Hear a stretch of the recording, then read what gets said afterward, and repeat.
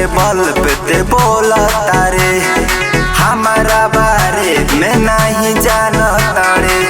अच्छा कहे रे का हो? अरे कावना के बल पे ते बोला तारे, हमारा बारे में नहीं जाना तारे।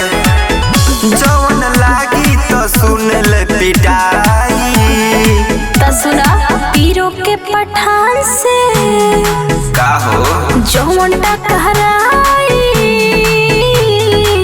मोरी हंसाई सन्ना हरदी घोटाई।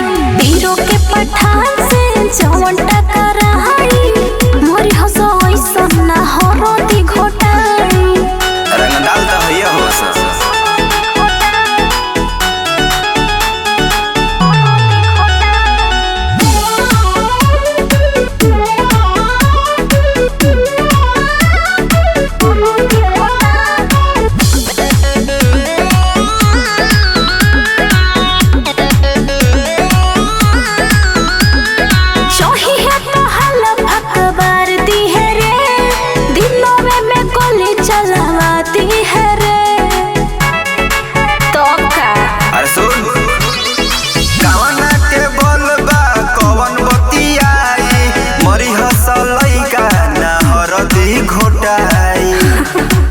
ढेर बोला तड़ा।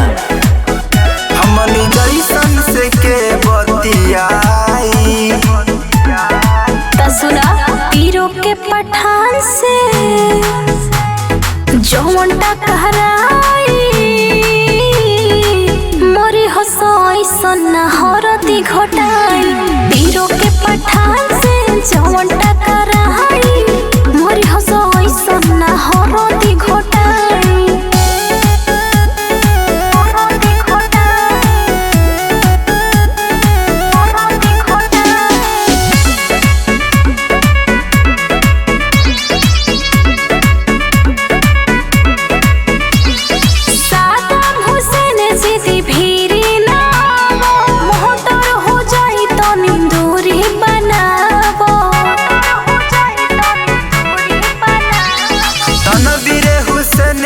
चलेला मरजी, इनका आगे सभे करेला रजी।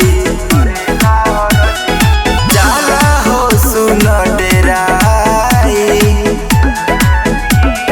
पीरो के पठान से जौन टकराई, मोरी हंसाई सन्ना हरदी घोटाई।